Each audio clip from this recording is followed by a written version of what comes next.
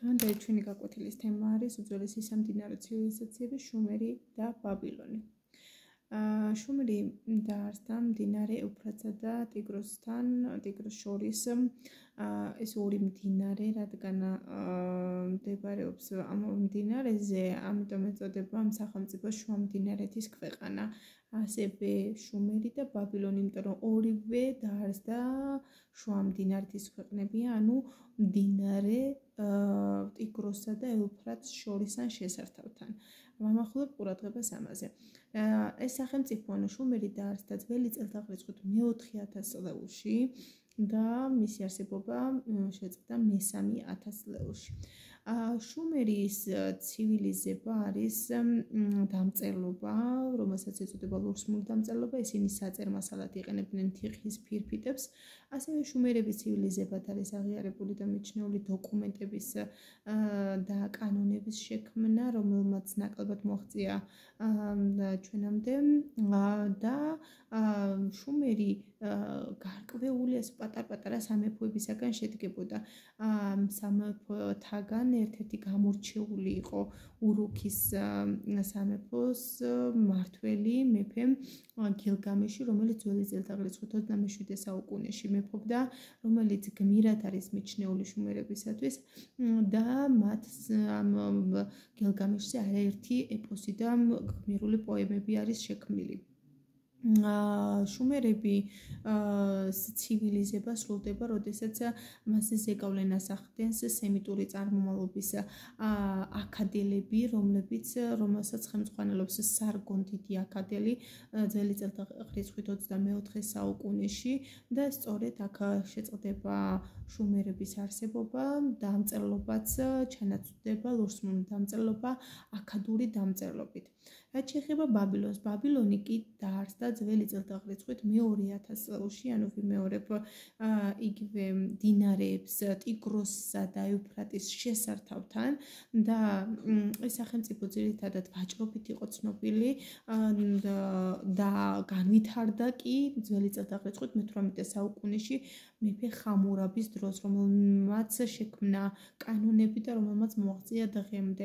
ეს კანონები მან დაწერა ქვის დიორიტის სტელაზე და სწორედ ამიტომ მოაღწია დღემდე. შუმერებმა კი შექმნეს კანონები, მაგრამ ეს როგორც ვიცით თიხის ფირფიტებზე იქმნებოდა მათი ეს კანონები, რამაც დღემდე ვერ მოაღწია. ხოლო ხამურაბის მიერ შექმნილმა კანონებმა კი მოაღწია დღემდე და ხამურაბის შემდეგ ეს მის მიერ შექმნილი ძლიერი იმპერია კი შეასუსტა და შეაჩერა მისი ძლიერების პერიოდი ხეთების შემოსევებმა.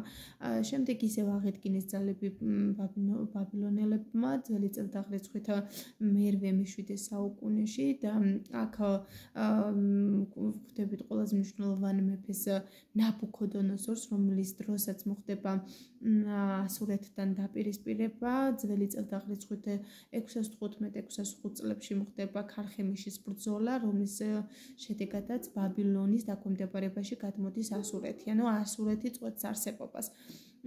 ხოლო რაც შეეხება თვითონ ბაბილონზე ზეგავლენას ახდენს აქემენიანთა ირანი ძველი წელთაღრიცხვით 529 წელს, ხოლო საბოლოოდ აქემენიანთა ირანი დაიპყრო ალექსანდრე მაკედონელმა და სწორედ აქედან გამომდინარე ბაბილონი მის სატახტო ქალაქად აქცია.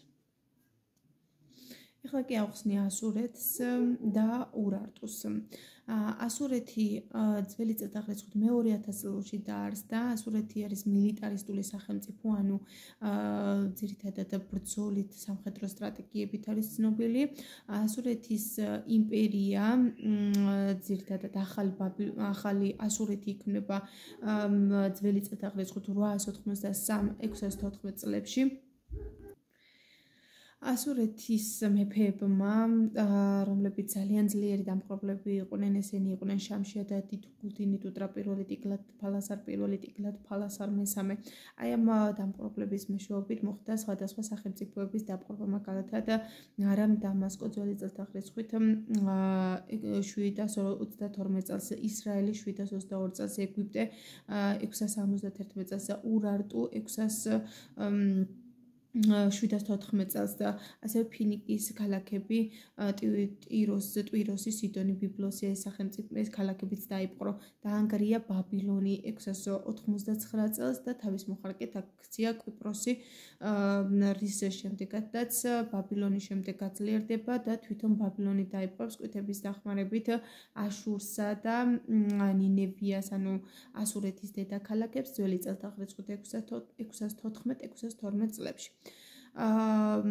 ასურეთის უძლიერესი მმართველი იყო ტიგლათ-ფალასარ პირველი, როგორც აღნიშნე ზემოთ, რომლის დროსაც ძველი წელთაღრიცხვის 1112 წელს მან დაიპყრო ნაირის ქვეყნები, დაიმორჩილა 60 ქვეყანა, ანუ 60 ქვეყანა შედიოდა ნაირის ქვეყნებში, დაატყვევა მეფე სიენი, დიაოხის მეფე და დახარკა ყველა ეს სახელმწიფო, რომელიც ანუ ამ პიროვნებამ, ანუ ტიგლათ-ფალასარ პირველმა ეს ბრძოლა აღწერა ქვის სტელაზე და არსებობს ეს წარწერა, რომელმაც დღემდე მოაღწია.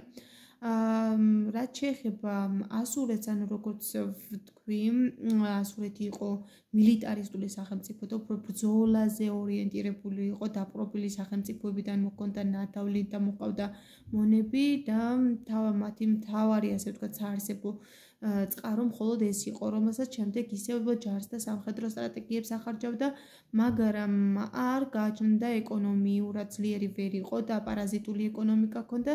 ასე ვთქვათ, დროთა განმავლობაში ამდენმა ბრძოლებმა ასურეთი გამოფიტა და ასუსტა და სწორედ ამ პარაზიტული ეკონომიკიდან გამომდინარე, ასევე ასე ვთქვათ, ამანაც შექმნა პრობლემა იმისა, რომ ასურეთი დასუსტდა და 605 წელს ქარხემიშის ბრძოლით, როგორც წინა თემაში აღვნიშნე, ბაბილონმა დაიპყრო და ასურეთი გადადის ბაბილონის დაქვემდებარებაში, ანუ 605 წელს ძველი წელთაღრიცხვის მე-7 საუკუნეში ასურეთმა შეწყვიტა არსებობა. და უკანასკნელი მმართველი იყო ტიგლათ-ფალასარ მე-3. ახლა კი ვისაუბრებ ურარტუზე, რომელიც მცირე აზიის აღმოსავლეთ ნაწილში, კერძოდ ვანის ტბის მიდამოებში დაარსდა. დღევანდელი აზერბაიჯანის ტერიტორია არის, ეს სახელმწიფო დაარსდა ძველი წელთაღრიცხვის მე-9 საუკუნეში და მე-7 საუკუნემდე არსებობდა და ძლიერდება უბრალოდ, ხოლო შემდეგ კი დასუსტდა და მე-6 საუკუნეში დაიშალა.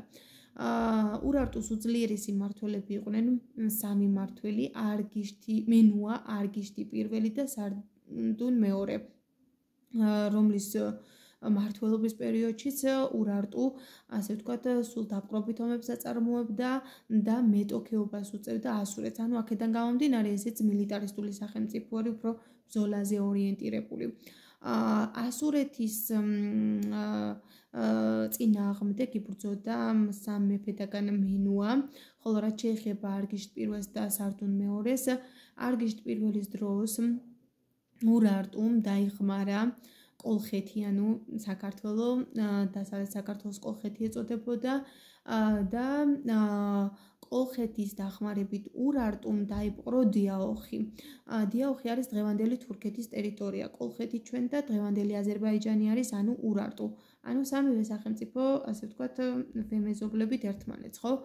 და ურარტუმ დაიპყრო კოლხეთის დახმარებით დიაოხი და დიაოხმა ძველი წელთაღრიცხვის მე-8 საუკუნეში არსებობა შეწყვიტა.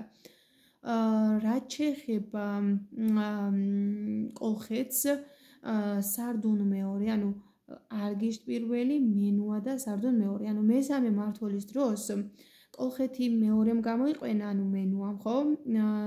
სარდუნ მეორემ კი მოხდა სარდუნ მეორის მიერ კოლხას ორ გზის დაპყრობა, ანუ ორჯერ შემოდის კოლხეთში და საბოლოოდ კი კოლხეთს დაიმორჩილებს მე-8 საუკუნის პირველ ნახევარში, ხოლო შემდეგ საბოლოოდ დაიშლება კოლხეთი ძველი წელთაღრიცხვის მე-8 საუკუნის მეორე ნახევარში კიმერიელებისა და სკვითების შემოსევით, რომლებიც შემოვიდნენ ჩრდილოეთით და ესენი იყვნენ ირანული წარმომავლობის ხალხი, მომთაბარე ტომები და დასახდებიან და მოხდება მათი შერწყმა.